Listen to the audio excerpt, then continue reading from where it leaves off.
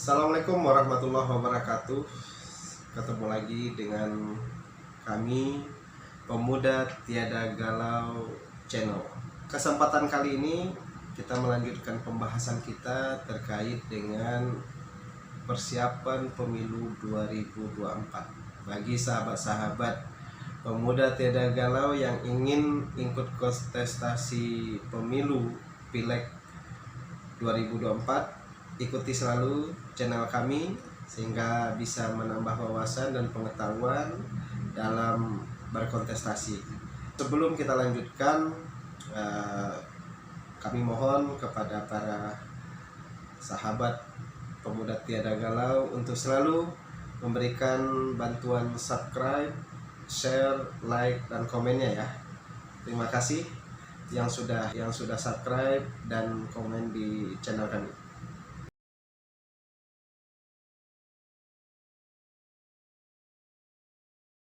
Melanjuti persoalan pemilu, tentu sahabat Pemuda Tiada Galau harus bisa memahami juga apa sih yang disebut dengan pemilu di dalam aturan hukum kita.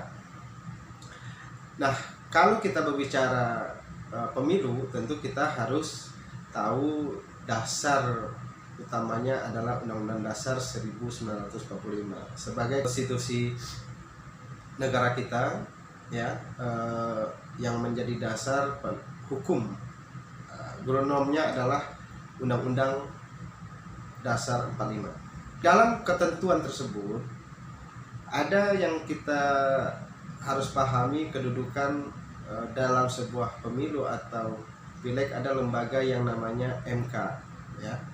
Nah, karena lembaga tertinggi itu kita ketahui ada BPK, ada Presiden ya, ada DPR, MPR, ada DPD, dan juga MA, MK, dan di bawahnya sedikit ada KY ya, Komisi Yudisial. Nah, itu lembaga-lembaga tertinggi yang diakui oleh Undang-Undang Dasar kita. Kita fokus kepada persoalan pemilu, tentu ini ada kewenangan MK di situ.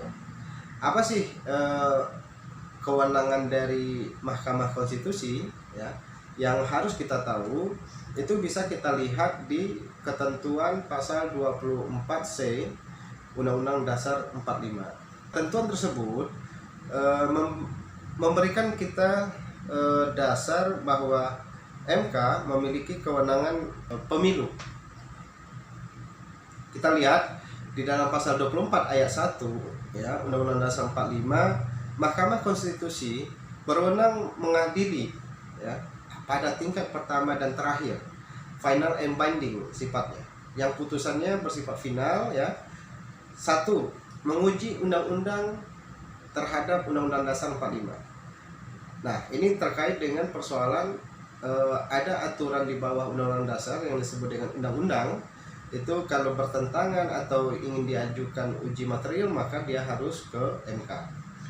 Nah, yang kedua, memutus sengketa kewenangan lembaga negara yang kewenangannya diberikan oleh undang-undang. Jadi ada lembaga-lembaga tinggi tadi, kalau bersengketa dia akan diselesaikan di MK. Memutus pembubaran parpol. Jadi partai politik ketika ada ingin pembubaran maka dilakukan di MK. Dan keempat, memutus perselisihan tentang hasil pemilu. Nah, ini salah satu kewenangan kenapa kita harus mengetahui dalam pemilu itu ada kewenangan MK, karena salah satu kewenangannya adalah memutus perselisihan terkait dengan hasil pemilu. Ya, di situ ada pileg, ada pilpres. Nah, ini yang menjadi concern kita ke depan, bahwa dalam penyelesaian sengketa ada wewenang MK di dalamnya. Nah, kalau kita lihat pasal 24 ayat 2-nya, Mahkamah Konstitusi wajib memberikan putusan atas pendapat DPR mengenai dengan dugaan pelanggaran oleh Presiden dan Wakil Presiden menurut undang-undang. Ini kewenangan MK juga. Pasal 157 Undang-Undang Nomor 10 Tahun 2016 tentang pemilihan gubernur ya, bupati dan wali kota itu ada disebutkan. Jadi untuk pilkada pun diselesaikan melalui lembaga yang namanya MK.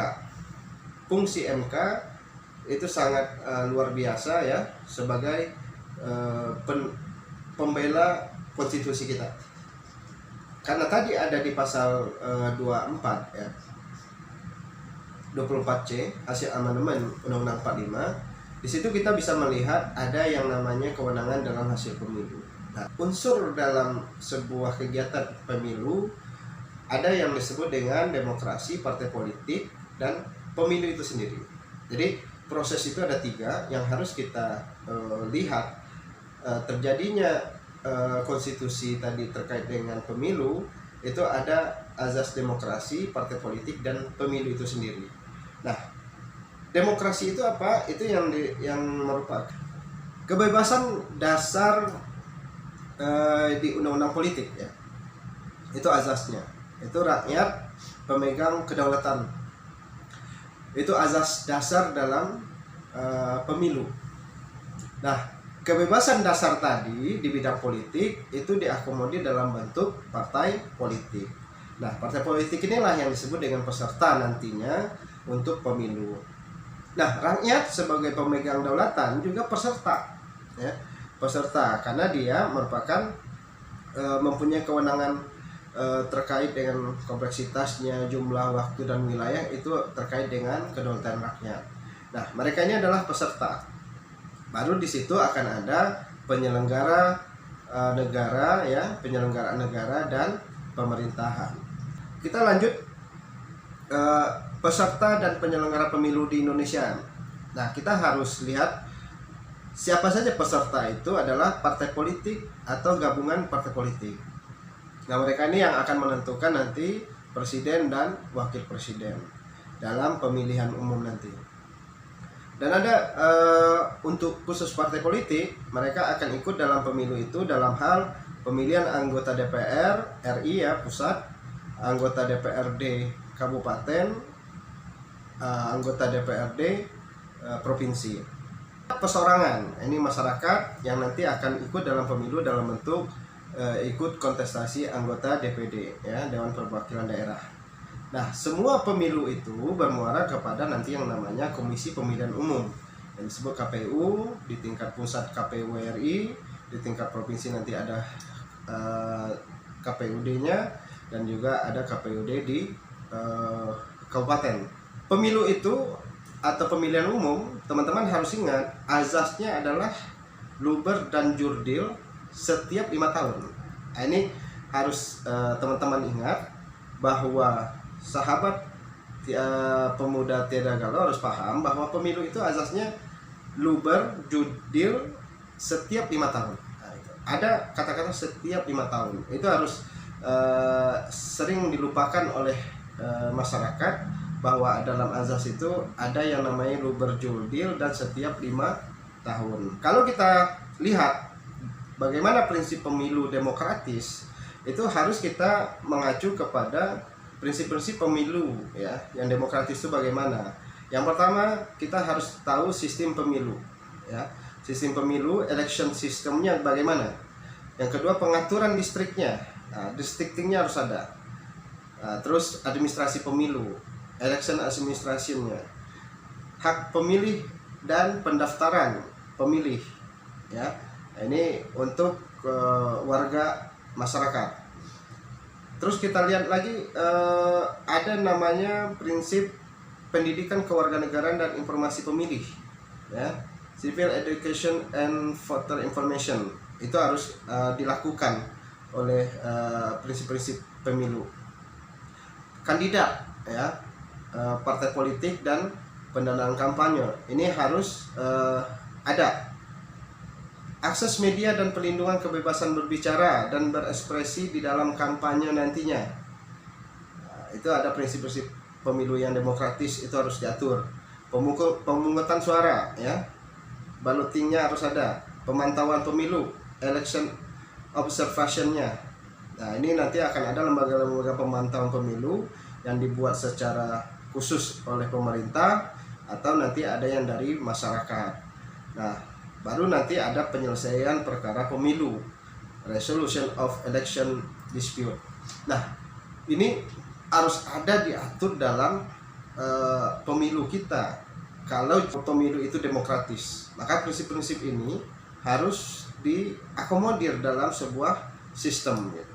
Nah, ini yang harus dipahami oleh kita semua. Prinsip pemilu demokratis itu untuk bagaimana terciptanya demokratis yang tadi sesuai dengan prinsip jurdil, luber, dan setiap 5 tahun. Nah, komponen penting dalam pemilu itu apa saja sih? Komponen penting itu salah satunya adalah hukum pemilu ya. Itu harus kita pahami. Yang pertama, setiap sahabat P3 Tiada Galau harus mengetahui hukum pemilu, electoral law-nya gimana ya. Nah, electoral law itu kita melihat kepada undang-undang dulu, undang-undang dasar ya, undang-undangnya, peraturan KPU, peraturan Bawaslu ya, peraturan DKPP-nya dan lain-lain yang dibuat oleh penyelenggara. Nah, yang kedua, proses pemilunya ya, electoral prosesnya harus ada. Nah, tahapan ini sudah terpenuhi atau tidak. Nanti kita akan lihat apa saja proses pemilu itu tahapannya. Nah, yang kita lihat hari ini, tahapan yang sudah dilakukan oleh KPU RI adalah terkait dengan pendaftaran partai politik. Nah, setelah itu ada tahapan yang namanya penetapan DPT, daftar pemilih tetap. Nah, nanti itu akan sampai kepada tahapan pemilihan dan penetapan pemenang. Yang terakhir yang harus kita tahu, tahapan penting itu adalah penegakan hukum pemilu. Ini electoral law enforcement-nya harus ada. Terkait apa saja penegakan hukum itu? Yang pertama, tindak pidana pemilunya. Jika ada terjadi tindak pidana di dalam sebuah proses. Terus yang kedua, pelanggaran administrasi pemilu ada tidak? Pelanggaran administratifnya. Terus ada pelanggaran kode etik tidak bagi penyelenggara pemilu? Ada nggak sengketa proses pemilunya? Dan ada tidak perselisihan hasil pemilu? Nah, ini ada beberapa sengketa, nanti akan kita bahas di pertemuan selanjutnya. Tapi setidaknya hari ini masyarakat harus paham komponen penting dalam pemilu itu harus kita pahami, yaitu hukum pemilunya ya, electoral law, terus proses pemilunya, electoral process, dan penegakan hukum pemilu itu bagaimana, electoral law enforcement-nya. Nah, ini menjadi penting bagi masyarakat. Ketika ikut kontestasi, dia harus tahu bentuk-bentuk hal tersebut. Nah, penegakan hukum itu bagaimana? Electoral law enforcement itu. Nah, kalau dia tindak pidana pemilu, ada lembaga di bawahnya itu yang berwenang, yaitu namanya Sentra Gakumdu ya, Bawaslu, kepolisian, kejaksaan, pengadilan negeri, pengadilan tinggi. Nah, itu salah satu lembaga yang nanti akan ikut dalam persoalan tindak pidana. Nah, pelanggaran pemilu ini ada dua, pelanggaran administrasi ya, administratif, pelanggaran kode etik. Nah, kalau pelanggaran administratif nanti akan diprosesnya di Bawaslu, MA, dan DKPP. Nah, kalau pelanggaran kode etik nanti itu kewenangannya DKPP. Jadi jangan kita samakan ya semua pelaporan itu. Nah, kalau pelanggaran pemilu kita ke Bawaslu, ada upaya hukumnya ke MA atau DKPP. Dan juga pelanggaran kode etik itu akan dibahas di DKPP. Nah, sengketa pemilu gimana? Nah, sengketa itu akan bisa diproses di Bawaslu dan juga di Pengadilan Tata Usaha Negara. Itu untuk sengketa proses ya. Kalau untuk perselisihan hasil pemilu itu kewenangannya adalah di Mahkamah Konstitusi. Nah, ini yang harus sahabat P3 Tiada Galau harus pahami, bahwa dalam proses kita ikut sebagai kontestasi ke depan, kita harus tahu siapa aja lembaga-lembaga yang berwenang dalam menyelesaikan persoalan kita. Mana tahu nanti para peserta kontestasi menemukan ada pelanggaran administratif, kode etik, ada di situ pelanggaran terkait dengan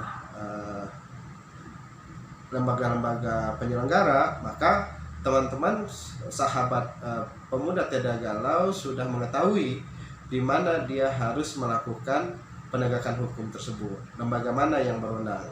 Nah, ini yang untuk sesi ini akan sebagai pengetahuan umum buat para kontestasi ke depan. Nah, makanya ketika nanti hasil itu adalah kewenangannya Mahkamah Konstitusi. Nah, ketika ada persoalan pelanggaran itu akan ada di Bawaslu dan DKPP. Nah, ini yang harus teman-teman sahabat pemuda Tiada Galau harus pahami. Nantikan pada session selanjutnya kami akan membahas sengketa-sengketa pemilu bagaimana dan bagaimana penyelesaiannya secara hukum. Demikian, semoga bermanfaat. Jangan lupa selalu bersemangat sahabat pemuda Tiada Galau. Bagi para peserta yang akan ikut kontestasi, selamat dan sukses. Semoga bisa mencapai tujuannya 2024 sebagai pemenang. Billahi taufiq wal hidayah. Assalamualaikum warahmatullahi wabarakatuh.